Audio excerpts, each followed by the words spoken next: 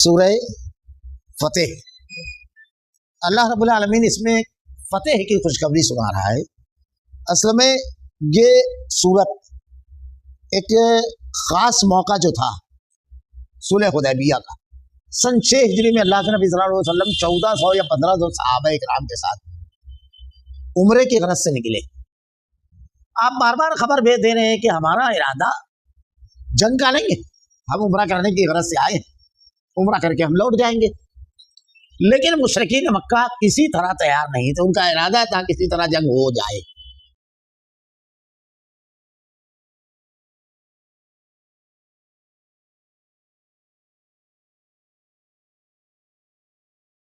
اعوذ باللہ من الشیطان الرجیم، بسم اللہ الرحمن الرحیم۔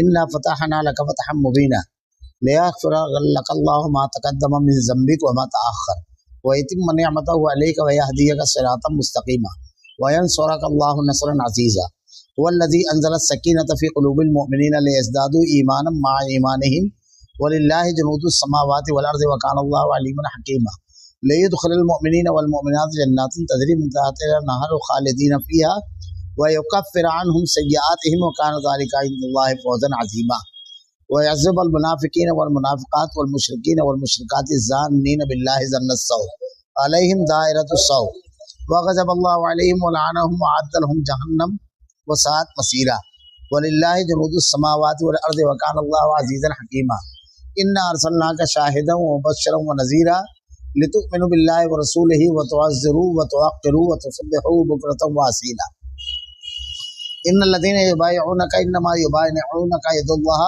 فوق ايديهم ومن نكث فانما ينكث على نفسه ومن اوفى بما عهد عليه الله فسيؤتيه اجرا عظيما۔ بے شک اے نبی ہم نے آپ کو کھلم کھلا فتح دی، جو کہ تاکہ جو کچھ تیرے گناہ آگے ہوئے اور جو پیچھے سب کو اللہ معاف فرمائے اور تجھ پر اپنا احسان پورا کرے اور تجھے سیدھی راہ چلائے، اور آپ کو ایک زبردست مدد دے۔ وہی ہے جس نے مسلمانوں کے دلوں میں سکون اور اطمینان ڈال دیا تاکہ اپنے ایمان کے ساتھ ساتھ اور بھی ایمان میں بڑھ جائیں،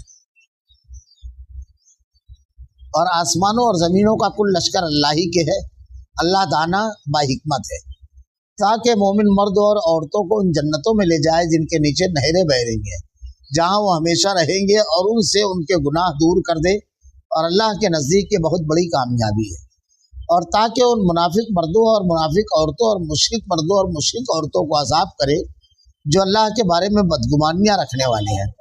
دراصل انہی پر برائی کا پھیرا ہے، اللہ ان پر ناراض ہوا اور انہیں لعنت کی اور ان کے لیے دوزخ تیار کی، وہ بہت بری لوٹنے کی جگہ ہے۔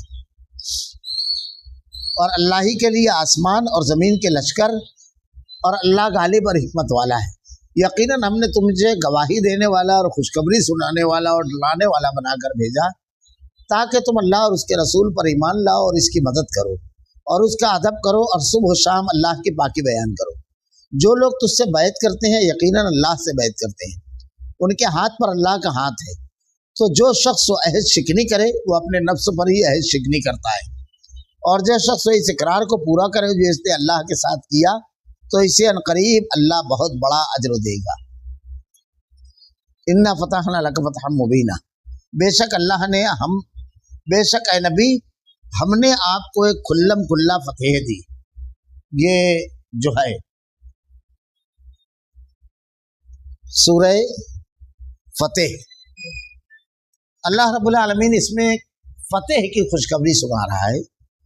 اصل میں یہ سورت ایک خاص موقع جو تھا صلح حدیبیہ کا، سن 6 ہجری میں اللہ کے نبی صلی اللہ علیہ وسلم 1400 یا 1500 صحابہ کرام کے ساتھ عمرے کی غرض سے نکلے۔ مشرکین مکہ جو ہے انہوں نے جب دیکھا تو اللہ کے نبی صلی اللہ علیہ وسلم کو اور صحابہ کرام کو ختم کرنے کی کئی کوششیں اس سے پہلے کر چکے تھے، بدر و احد ہی ہو چکا تھا۔ اب چونکہ صحابہ کرام اور اللہ کے نبی صلی اللہ علیہ وسلم کا مقصد جنگ نہیں تھا، اس لیے آپ صرف تلوار لے کر نکلے تھے بس، اور تیر اور تلوار، اور جنگ میں ڈھال ہے، نیزے ہیں، بھالے ہیں، یہ سب لگتا ہے، مگر آپ کا ارادہ جنگ کا تھا نہیں۔ مشرکین مکہ نے جب یہ صورتحال دیکھی تو انہوں نے یہ منصوبہ بنایا کہ موقع بہت اچھا ہے، اس لیے ایسا کیا جائے کہ اللہ کے نبی اور صحابہ کرام اہل ایمان کا صفایا کر دیا جائے۔ آپ کو روکنے کے لیے راستے میں رکاوٹیں کھڑی کی، اللہ کے نبی صلی اللہ علیہ وسلم نے راستہ تبدیل کیا، اللہ کے نبی صلی اللہ علیہ وسلم کے اوپر باقاعدہ گھوڑے لے کر کے اور صحابہ پر چڑھ جاتے تھے، ایک جگہ پڑاؤ ڈالا۔ یہ ساری صورتحال اللہ کے نبی صلی اللہ علیہ وسلم جس سے باخبر تھے۔ آپ بار بار خبر بھیج دے رہے ہیں کہ ہمارا ارادہ جنگ کا نہیں ہے، ہم عمرہ کرنے کی غرض سے آئے ہیں، عمرہ کر کے ہم لوٹ جائیں گے۔ لیکن مشرکین مکہ کسی طرح تیار نہیں تھے، ان کا ارادہ تھا کسی طرح جنگ ہو جائے۔ آپ نے بات کرنے کے لیے حضرت عثمان رضی اللہ تعالیٰ عنہ کو بھی بھیجا مکہ۔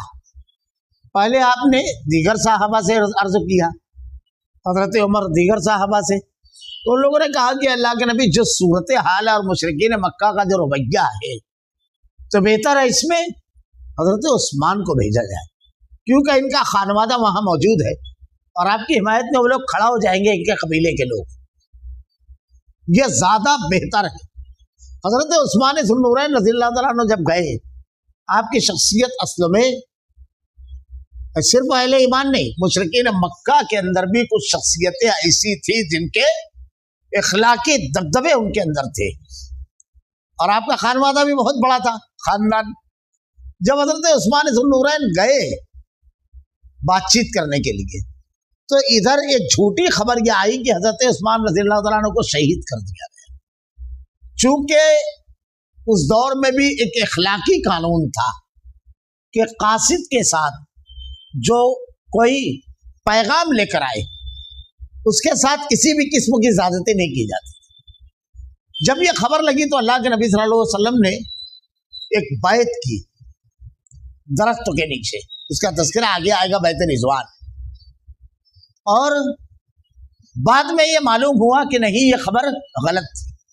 اب اس پورے صلح حدیبیہ کو اگر آپ پڑھیں تو اللہ کے نبی صلی اللہ علیہ وسلم نے اتنی حکیمانہ انداز میں پورے معاملے کو کیا ہے، اس کی لمبی تفصیل ہے کہ اللہ کے نبی صلی اللہ علیہ وسلم کے پاس الگ الگ ڈیلیگیشن آئے۔ جیسا ڈیلیگیشن آیا وفد مشرکین مکہ کا بات کرنے کے لیے، آپ نے اسی انداز کا رویہ اختیار کیا۔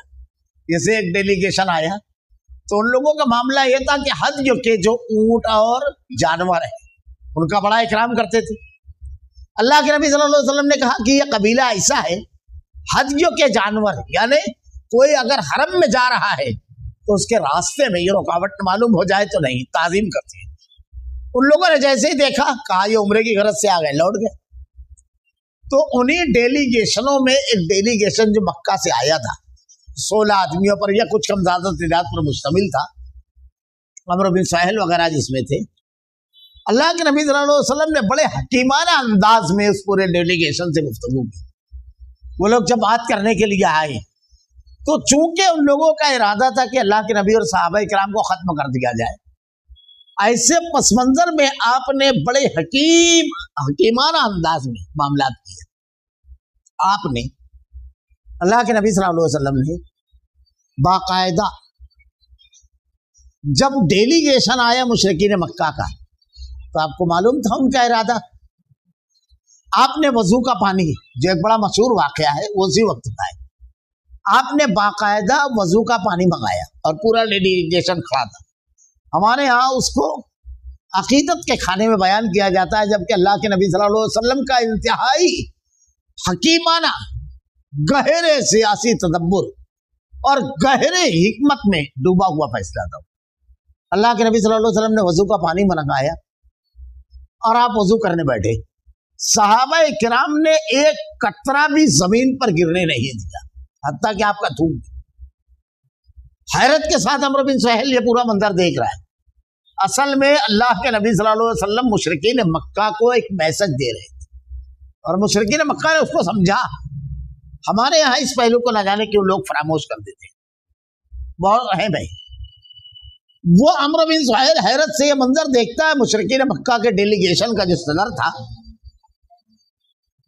اور وہ جا کر کے ان لوگوں سے کہتا ہے مشرکین مکہ سے کہ میں شاہان فارس کے قیصر و کسریٰ کے دربار میں گیا، لیکن ایسی جانثار نہیں دیکھے جیسے محمد صلی اللہ علیہ وسلم کے، اگر بدن سے پانی لگ جائے تو ایک قطرہ زمین پہ گرنے نہیں دیتے۔ اس کا کیا مطلب تھا؟ اللہ کے نبی یہ پیغام دے رہے تھے کہ میں ایسے 1400 جانثاروں کے ساتھ یہاں بیٹھا ہوں کہ بدن سے پانی بھی لگ جائے تو اس کو زمین پہ گرنے نہیں دیں گے۔ بدن میں دوڑنے والے خون کے بارے میں کوئی الٹا سیدھا خیال دماغ میں نہ لانا۔ اور یہ مشرکین مکہ نے سمجھ لیا تھا، یہ پیغام تھا۔ جو صلح ہوئی، مشرکین مکہ نے جو صلح کی شرائط رکھی، وہ شرائط یک طرفہ تھی ایک دم، لیکن اللہ کے نبی صلی اللہ علیہ وسلم نے اس شرطوں کو قبول کیا۔ آپ وہ شرطیں پڑھیے صلح حدیبیہ کی۔ شرط تو یہ تھی کہ اس سال آپ عمرہ نہیں کریں گے، لوٹ جائیں گے، آئندہ سال آئیں گے۔ اور اس میں جو شرطیں تھی وہ یہ کہ اگر کوئی شخص مکہ کا مدینہ پہنچتا ہے مسلمان ہو کر کے تو تم کو لوٹانا پڑے گا، اور اگر کوئی مدینہ سے مکہ آ گیا کفروں کی طرف لوٹ کر تو لوٹائیں گے نہیں۔ 10 سال تک کے ہمارے اور تمہارے درمیان کوئی جنگ نہیں ہوگی، نہ جنگ معاہدہ۔ یہ جو شرطیں تھی بظاہر بالکل دب کر کے قبول کی گئی، یعنی یک طرفہ۔ جب معاہدہ لکھا جانے لگا تو اس پر بسم اللہ الرحمن الرحیم لکھا گیا، تو مشرکین مکہ کا ڈیلیگیشن کہتا ہے یہ کیا ہے، یا اس کو ہم نہیں جانتے۔ تو کہا پھر ٹھیک ہے، بسم اللہ تعالی لکھا گیا۔ اس کے بعد جب یہ لکھا گیا کہ یہ معاہدہ مکہ کے سرداران مکہ اور محمد رسول اللہ صلی اللہ علیہ وسلم کے درمیان ہے، تو بولے یہ محمد بن عبداللہ کو تو ہم جانتے ہیں، رسول کو نہیں جانتے، یہ تو جھگڑا ہے، یہ تو جھگڑا یہی ہے رسالت کا، اس کو کٹ کرو۔ اللہ کے نبی صلی اللہ علیہ وسلم نے حضرت علی سے کہا کہ اس کو کاٹ دو، کہاں ہے رسول اللہ؟ حضرت علی رضی اللہ تعالیٰ عنہ نے کہا اللہ کے نبی میں اس کی طاقت اپنے ہاتھوں میں نہیں پاتا کہ لفظ رسول اللہ کو کاٹوں۔ اللہ کے نبی نے کہا مجھے بتاؤ کہاں لکھا ہے۔ حضرت علی رضی اللہ تعالیٰ عنہ نے بتایا، آپ نے اپنے ہاتھ سے اس کو کاٹ دیا۔ جب یہ معاہدہ ہوا تو اس دوران اسی عمرو بن سہیل کا ایک لڑکے جو ایمان لے آئے تھے اور جن کو زنجیروں میں جکڑ کر کے بڑی اذیت مشرکین مکہ دے رہے تھے، اسی طرح چھوٹ کر کے جکڑی ہوئی بیڑیوں کے ساتھ آ گئے اور مسلمانوں کے سامنے آ کر کے اپنی مظلومی اور اپنے ساتھ ہونے والے مظالم کو بیان کرنے لگے۔ سارے مسلمانوں کا جذباتی ہونا، ان کے لیے ہمدردی کے جذبات کا ابھرنا بالکل یقینی بات تھی۔ تمام کے تمام مسلمان جو ہے جذباتی ہو گئے۔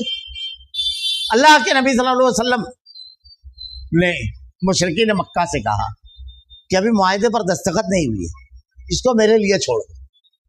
مشرکین مکہ اڑ گئے اور اس کے بعد یہ کہا کہ اگر آپ ان کو واپس کرو گے تو معاہدہ ہوگا۔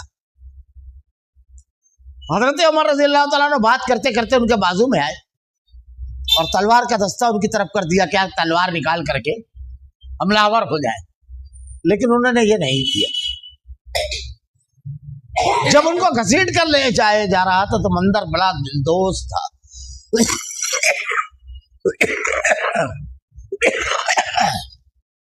صحابہ کرام سے وہ کہہ رہے تھے مجھ کو کن لوگوں کے حوالے کر رہے ہو آپ، کیونکہ خون رس رہا تھا، بیڑیاں میں جکڑے ہوئے تھے اور مزید مظالم اب ہونے والے تھے، اسی کے لیے لے جایا جا رہا تھا۔ اللہ کے نبی نے صرف ایک جملہ کہا کہ معاہدے کی پاسداری کے لیے ہم آپ کو لوٹا رہے ہیں، اللہ کے حوالے کرتے ہیں۔ اور اس کے بعد مشرکین مکہ ان کو لے کر کے گئے۔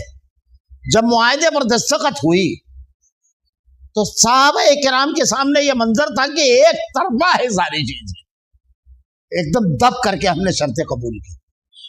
حضرت عمر رضی اللہ تعالیٰ نے بڑے جذباتی ہوئی ابو بکر صدیق رضی اللہ تعالیٰ عنہ سے آ کر کے کہا, آپ نے ارشاد فرمایا اللہ اور اس کا رسول بہتر جانتا ہے.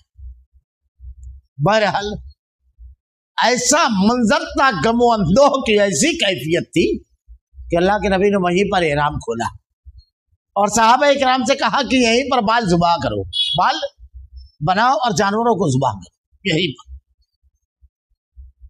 اللہ کے نبی صلی اللہ علیہ وسلم نے جب کہا تو سارے صحابہ بالکل انتہائی غم و اندوہ کی کیفیت میں بیٹھے ہوئے تھے, کوئی ایک نہیں اٹھا.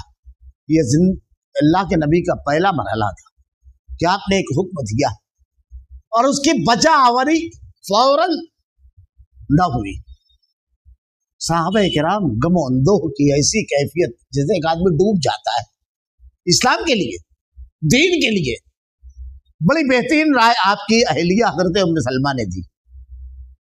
اللہ کے نبی صلی اللہ علیہ وسلم سے آپ نے ارشاد فرمایا کہ اللہ کے رسول آپ خود اٹھیے اور اٹھ کر کے اپنے جانور کو ذبح کیجیے اور حلال ہو جائے. اللہ کے نبی صلی اللہ علیہ وسلم نے اس رائے کو فوراً تسلیم کیا اور آپ اٹھے اور آپ اٹھ کر کے آپ نے جانور ذبح کیا اور اس کے بعد اپنے مال بنائے. جب آپ کو یہ کرتے ہوئے دیکھا تو دیگر صحابہ کرام آگے بڑھے اور آپ پڑھ گئے. صحابہ کہتے ہیں کہ ہماری یہ کیفیت تھی کہ ہمارے ایک دوسرے کے بال بنا رہے تھے تو لگ رہا تھا ایک دوسرے کی گردنیں ذبح کرنے. ہمارا بھائی ہمارے سامنے کفار مشرکین کی گرفت میں گیا, یہیں سے ظلم شروع ہوا. یہ 6 ہجری میں اللہ کے رسول صلی اللہ علیہ وسلم جب وہاں سے لوٹے تو 10 سال ناجنگ و معاہدہ ہوا تھا. 10 سال کا کہ اب ہمارے اور تمہارے درمیان جنگ نہیں ہو. اور اس معاہدے میں اللہ کے نبی کے جو حلیف قبائل تھے وہ اللہ کے رسول کی طرف اور جو مشرکین مکہ کے حلیف تھے وہ ان کی طرف, یعنی یہ قبیلے بھی ایک دوسرے پر حملہ نہیں کریں گے تو اس کو حملہ مانا جائے گا. اس وقت مسلمانوں کی کل تعداد 1400 یا 1500 ہے. اور آپ دیکھیے جب جنگ کا یہ ماحول ختم ہوا تو کیا ہوا, دعوت کا میدان کھلا ہوا مل گیا کیونکہ اب 10 سال جنگ نہیں کرنا ہے, اب ایک دوسرے کے خلاف اقدام نہیں کرنا ہے. اب کیا ہوا 6 ہجری میں, یعنی اللہ کے نبی صلی اللہ علیہ وسلم 13 سال مکہ میں تھے اور 6 سال مدینہ, کل کتنے سال ہوئے 19 سال. 6 ہجری میں صحابہ کرام کی تعداد صلح حدیبیہ کے وقت 1400. وہاں سے لوٹ کر آپ نے پہلا یہ کام کیا کہ یہ جو سپولے تھے, یہود بار بار سازش کرتے تھے اور مسلمانوں کو پر ہر وقت کچھ نہ کچھ مصیبت لاتے, کچھ نہ کچھ تکلیف کا سبب بنتے. آپ نے سب سے پہلے پلٹ کر کے ان لوگوں کو پر, کیونکہ 2 دشمن طاقتور تھے, ایک سے معاہدہ ہو گیا, اب ایک سے نپٹنا آسان رہا. یہ حکمت عملی ہوتی ہے, بہت طاقتور ہے تو ایک سے سمجھوتا. اللہ کے نبی صلی اللہ علیہ وسلم نے کیا اور اس کے بعد 2 سال بعد فتح مکہ ہوئی 8 ہجری میں. 10,000 مسلمان, اس میں 9 ہجری میں غزوہ تبوک 30,000, 10 ہجری میں حجۃ الوداع 1,14,000 کے آس پاس جب اللہ کے نبی دنیا سے رخصت ہوئے. کتنے سال میں, 4 سال میں کیسی تعداد بڑھی. یہ سب سے بڑا میدان ہے دعوت و تبلیغ کا, مقابلہ آرائی کا نہیں. آپ اگر اس میدان کو پوری طاقت کے ساتھ استعمال کرتے ہو, تاریخ اٹھا کر دیکھیے خود کی اپنی, دنیا کے کوئی قوم نظریاتی اعتبار سے آپ کے مقابل کھڑے نہیں ہو سکتی. لیکن آپ نے اس محاذ کو چھوڑ دیا جس محاذ پر آپ کا کوئی مقابل نہیں, اور جہاں نہ آپ کے پاس وسائل ہے, نہ ہتھیار ہے, نہ ویسی طاقتیں ہیں, وہاں آپ لڑنے کی بات کرتے. جہاں 1400 سال میں آپ کبھی نہیں ہارے. آپ کو بتاؤں میں, لین پول سٹجو لامارے پروفیسر ٹائن بھی, یہ انگریز ان لوگوں نے لکھا ہے اور پڑھ گیا آپ. ایک اصول تاریخ میں ہے, جو بادشاہ کا مذہب وہ عوام کا مذہب, جو بھی بادشاہ کا مذہب ہوتا تھا وہ عوام قبول کر لیتے تھے. پہلے دور میں بادشاہ فتح حاصل کرتے تھے, ان کا مذہب چل جاتا تھا. جس مذہب کی سرپرستی بادشاہوں نے کی وہ مذہب چل گیا. لیکن آپ دیکھیے तारीख का ये पहला वाकया है कि वस्त एशिया से तातारी उठे, पूरे बिलाद इस्लामिया को रौंद दिया। आप तारीख पढ़िए, कत्ल का बाजार गर्म किया। बगदाद में जो नहर है बीचों बीच में, खून से लाल बही, किताबें सब उसमें डाल दी। 3 दिन तक का उसका पानी सियाह बहा। बेदरीक कत्ल किया मुसलमानों का। लेकिन आप तारीख पढ़िए, 100 साल के अंदर यही तातारी मुसलमान हो गए। और यह तारीख का पहला वाकया है कि बादशाह ने अपने महकूम रियाया गुलामों का मजहब कबूल किया। वो कौम जिसे कोई लश्कर नहीं रोक पाता था, अकीदे और नजरिया के महाज पर वो हार गई। ये इस्लाम है, ये इसकी खूबियां हैं। अभी वाकयात हम पढ़ते हैं, सुनते हैं, फला शख्स इस्लाम के खिलाफ लिटरेचर का मुतालिया किया, कुछ लिखना चाहता था, खुद मुसलमान हो गया। ये सबसे ज्यादा बेहतरीन महाज, कामयाबी का महाज। खैर, अल्लाह के नबी सल्लल्लाहु अलैहि वसल्लम जब लौटे तो रास्ते में आयतें नाजिल हुई, इन्ना फतहना लक फतहम मुबीना। सुलह हुदैबिया कैसी है मैंने आपको बताया, बिल्कुल कमजोरी, बेकसी। अब रास्ते क्या क्या खुले? पहली चीज, वो जो सहाबी थे वो किसी तरह फिर मुशरिकीन मक्का के चुंगल से छूटे और छूटने के बाद मदीना पहुंचे। जब ये मदीना पहुंचे तो मुशरिकीन मक्का आए इनको लेने के लिए। जब मुशरिकीन मक्का का डेलीगेशन आया लेने के लिए तो अल्लाह के रसूल सल्लल्लाहु अलैहि वसल्लम ने कहा हम वायदे के पाबंद, लौटा दिए। लेकिन रास्ते में इन्होंने ये किया, 2 लोग थे, तलवार ली उन मुशरिकीन में से एक की देखने के लिए और उसके बाद हमला कर दिया। एक को कत्ल किया और दूसरा मुशरिक भागकर मदीना पहुंचा। अल्लाह के नबी के पास जब पहुंचा तो अल्लाह के नबी ने कहा यह हमारे हुदूद के बाहर का मामला है, मदीना में अगर वो होते तो हम तुमको बराबर लौटाते। हम मुआहदे के पाबंद है, आपने मुआहदे का पाबंद किया है हमको। उन्होंने कहा अल्लाह के रसूल ये मामला मदीना के बाहर का, ये मुआहदे के अंदर नहीं है चीज। अब उसके बाद अल्लाह के नबी से ने कहा कि अगर इसको कुछ साथी मिल जाए तो ये हालात ही बदल देवे। अब ये मक्का नहीं, मदीना नहीं, मक्का और मुल्क शाम के तिजारती रास्ते पर जाकर के लोग जमा हो गए। अब जो मुसलमान होता है इनके पास जाता और ये जो भी काफिला मक्का के लोगों का गुजरता उसके ऊपर हमला करते। अब 2 बात, पहली चीज तो मुआहदे में उनको लौटाने के पाबंद नहीं है इसलिए कि वो मदीना में नहीं है। अब दूसरी बात, उनकी माशी कमर टूट गई, कोई काफिला ही महफूज नहीं। ये बड़ी अहम चीज है मईशत, जब इस पर ज़रब लगती है ना सब सीधे हो जाते हैं। ग़ज़वा बदर में अल्लाह के नबी इसी के लिए निकले थे। हमने आज तक इसको नहीं समझा कि किसी भी हालत में दावत का महाज, मईशत का महाज, जहां तोड़ दिया जाए किसी कौम को। इतनी बड़ी आबादी है मुसलमानों की, एग्जैक्ट मजबूत मनसूबाबंदी अगर करें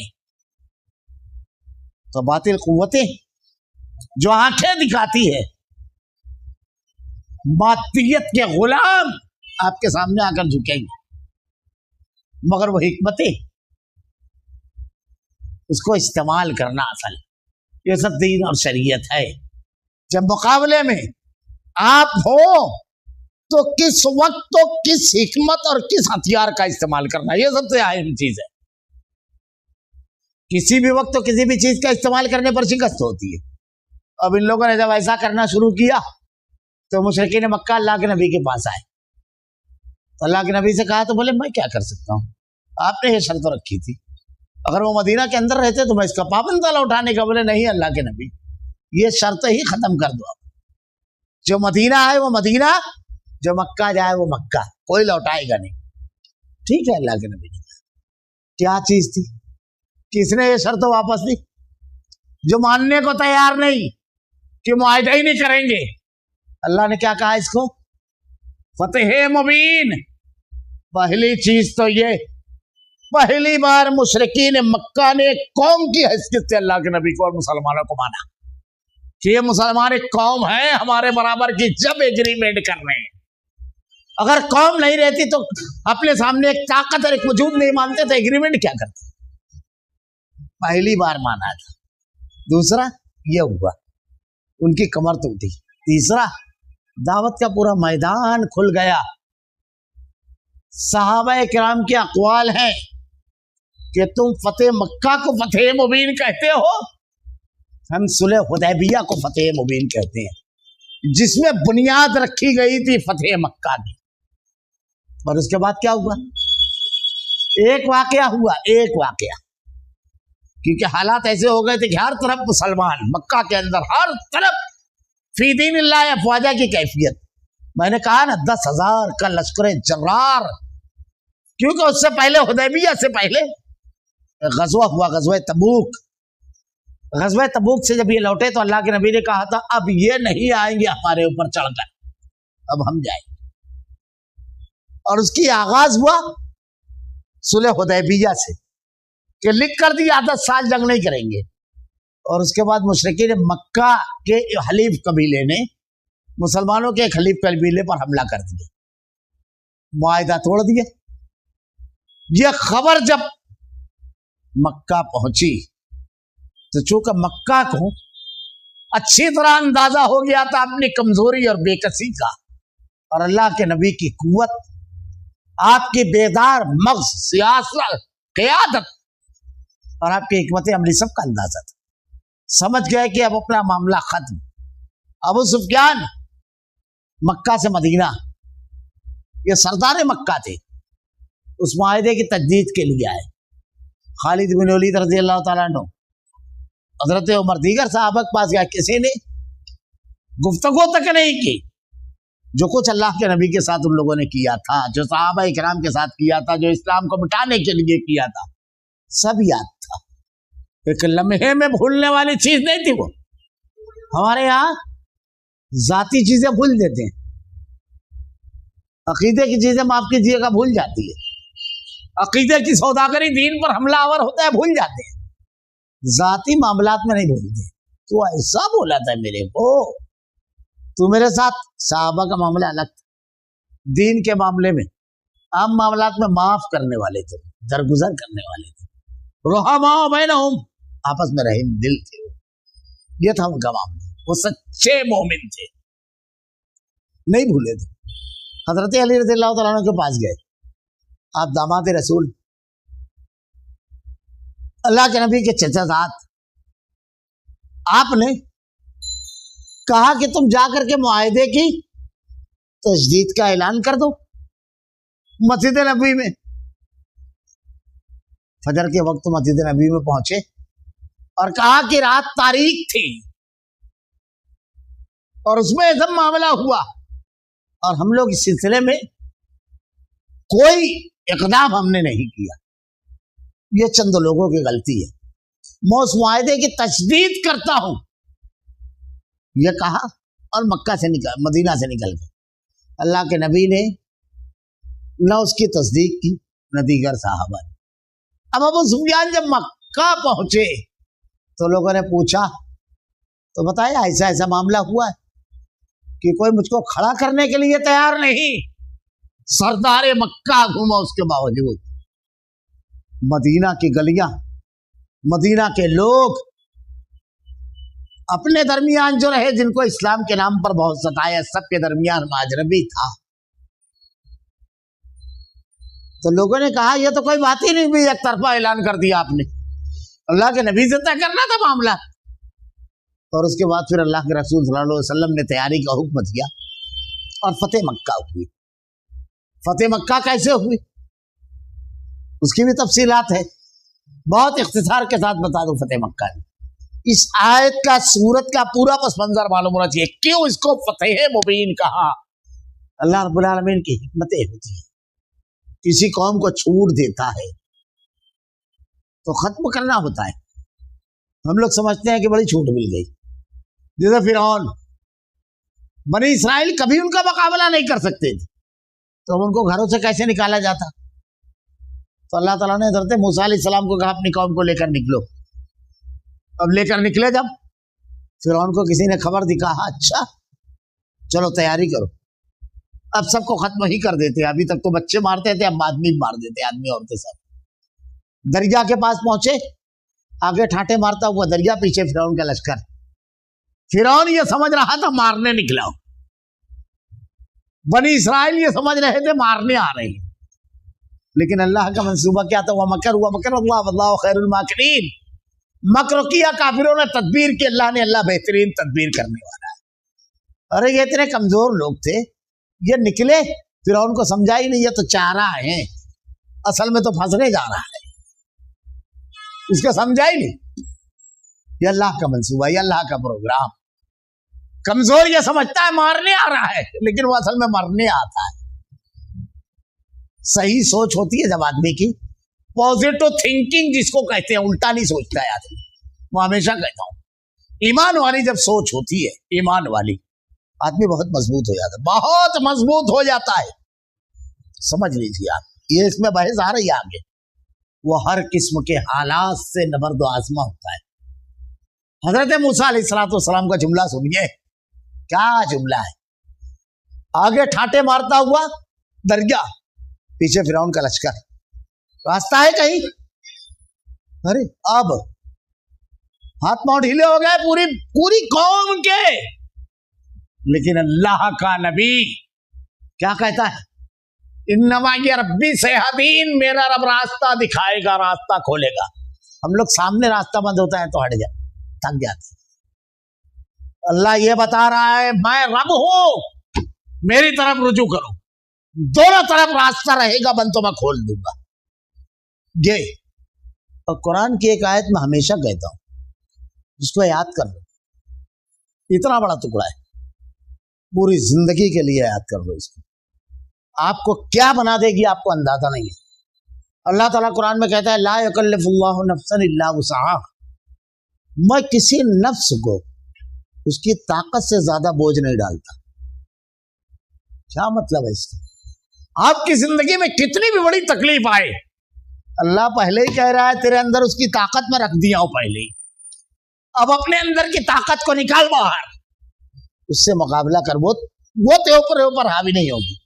لا یکلف اللہ نفسا الا وسعہا, کوئی تکلیف میں بندے کو نہیں دیتا مگر اس کو اٹھانے کی طاقت دیتا ہوں. بندہ کہاں گڑبڑ کرتا ہے؟ اپنی صلاحیت کا استعمال ہی نہیں کرتا ہے, اپنی طاقت کا استعمال نہیں کرتا ہے, اپنے وسائل کا استعمال نہیں کرتا ہے. زندگی میں بڑے بڑے حادثات ہوتے ہیں. ہمارے ایک عزیز بہت بڑے آزمائش میں تھے, راستے سب بند تھے. یہی آیت پڑھ کر کیا کہتے ہیں جانتے ہو؟ اللہ نے مجھ کو اس کی طاقت دی ہے, یہ اٹھا لوں گا, اس کو نپٹ لوں گا اس سے, ابھی میں اپنی صلاحیت کا استعمال تو کروں. اور جب اس نے اللہ پر توکل کر کے, حسبنا اللہ ونعم الوکیل, میرے لیے میرا اللہ کافی ہے, اللہ کے نبی نے کہا جب تم اللہ پر بھروسہ اور توکل کرو گے تو ایسی جگہ سے مدد کرے گا کہ تم تصور نہیں کر سکتے. ہمارا بھروسہ ہی کمزور ہوتا ہے. ارے ہم کیا کرنے والے ہیں, ان اللہ علی کل شیء قدیر, ہر شے پر کون قادر ہے. ایک پتا بھی اللہ کے بغیر نہیں ہلتا, تو اب یہ خراب حالات بدلے گا کون؟ اللہ ہی بدلے گا نا. تو ادھر رجوع ہونے کا کیا, حوصلہ ہارنے کا. یہ شیطان ہے جو ہم کو کہتا ہے تو کمزور ہے, بہت طاقتور آدمی. ہم کو کہتا ہے ارے پیسہ کم ہو جائے گا, تو کیسے نپٹے گا, یہ شیطان ہے. ارے میں حضرت ابراہیم کا واقعہ پڑھ کر بڑا ہوا ہوں علیہ السلام. آگ جل رہی تھی, پورا خاندان سامنے کھڑا تھا, فوج. کچھ ہوا تو پھر میرے ساتھ کیا ہوگا؟ وہی اللہ آج بھی ہے نا. میں حضرت موسیٰ کا واقعہ پڑھ کے بڑا ہوا ہوں. ایوب علیہ السلام کتنے سال بیمار تھے؟ 18. 2 سال میں آدمی بولتا ہے اب میں کیا کروں, سب مال ختم ہو گیا صاحب.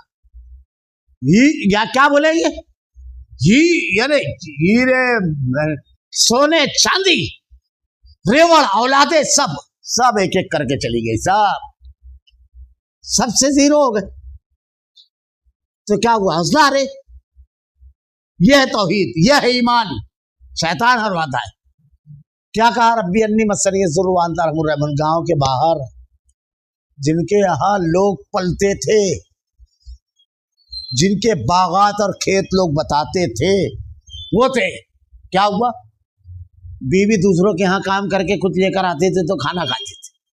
حوصلہ آ رہے؟ یہی تو ایمان ہے, یہی یقین ہے, یہی ہے بندگی. شیطان تو یہی چاہتا ہے. تو کیا پڑھنے کا؟ اعوذ باللہ من الشیطان الرجیم, اور اللہ پر توکل کرنے کا. اور کچھ دن کبھی کبھی رہتی ہے. 18 سال تھی وہ نبی پہ. خیر حضرت موسیٰ علیہ السلام کا واقعہ بتا رہا تھا. تو کیا ہوا؟ بنی اسرائیل راستہ اللہ نے کہا مار. اس میں بھی حکمت. اللہ چاہتا تو کہتا کون, دریا پڑ جاتا. لیکن اللہ نے کیا کہا؟ مار, تیرے ہاتھ میں لاٹھی ہے, جتنا کر سکتا ہے اتنا تو کر, پھر میرا کام. تو اپنا چھوڑ دیا, اپنا کر ہی نہیں رہا. اور یا اللہ یا اللہ. اللہ کے نبی غزوہ بدر میں سارے صحابہ کے ساتھ پہنچ گیا اور کہا یہ ہے میری کل جمع پونجی, تو اپنی طاقت کا استعمال تو کر, راستے وہ کھولے گا. مار. حضرت موسیٰ علیہ السلام نے مارا, راستہ بن گیا.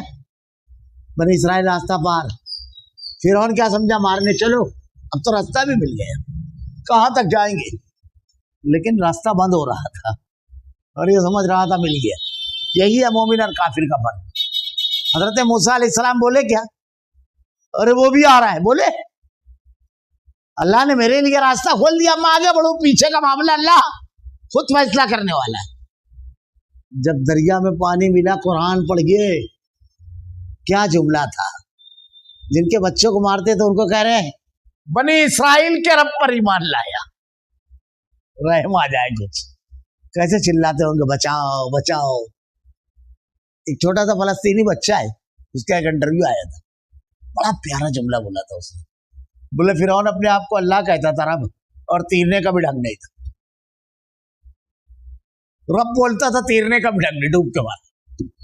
اب مچھلی مینڈک یہ سب تیرتے ہیں, تو اس کے لائق نہیں, اس کے برابر نہیں, اور رب بولتا ہے اپنے آپ کو.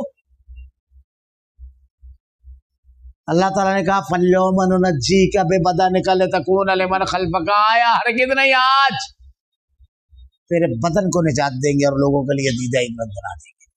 بڑی اہم چیز ہے. تو اللہ کے نبی صلی اللہ علیہ وسلم نے یہ جو شرط ہے, کیسی حالات تھے صحابہ, صدمہ اتنا تھا کہ اللہ کے نبی کہہ رہے اٹھو, جانور قربان کرو, بال بناؤ. ایک اشارے پر جان دینے والے دماغی صدمہ ایسا تھا کہ بیٹھے ہوئے, لیکن نافرمانی کی, حوصلے ہارے. یہ ہماری زندگی میں جب کبھی ایسا موڑ آ جائے, اللہ اکبر, میں تو کہیں کا نہیں, تو نا وہ فتح مبین رہتی ہے. وہی بنی اسرائیل سمجھ رہے تھے اب, لیکن وہ تو ختم ہونے آ رہے تھے بنی پورے کے پورے ایکٹیویٹی. تو اللہ کا چھوٹ دینے کا ایک نظام ہے رب العالمین کا. اللہ تعالیٰ نے کہا ہم نے آپ کو ایک کھلم کھلا فتح دی. لیکن فتح کا آغاز کہاں سے ہوا؟ آزمائش, امتحان, اللہ پر توکل سے. یہ ہے اس سورت کے نزول کا پورا بیک گراؤنڈ. انشاءاللہ العزیز اس کی جو تفصیلات ہم آئندہ ہفتہ, جو آیتیں میں نے تلاوت کی جس کا ترجمہ کیا, وہ آئندہ ہفتہ اس لیے کہ بیک گراؤنڈ بھی جاننا بہت زیادہ ضروری ہے, اس لیے بیان کر دیا. اللہ رب العالمین سے دعا ہے کہ رب العالمین مشکل ترین نامساعد حالات میں تقوی اور ایمان دے, توکل دے, مضبوطی دے. شیطان کے بہکاوے سے ہماری حفاظت فرما رب العالمین. اللہ تیرے کلام کی آیتیں اور تیرے نبی کی حدیث کو ہمارا کردار و عمل بنا دے, ہمارا خاتمہ ایمان پر فرما. ربنا لا تزغ قلوبنا بعد إذ هديتنا وهب لنا من لدنك رحمة إنك أنت الوهاب. سبحانك اللهم وبحمدك أشهد أن لا إله إلا أنت أستغفرك وأتوب إليك.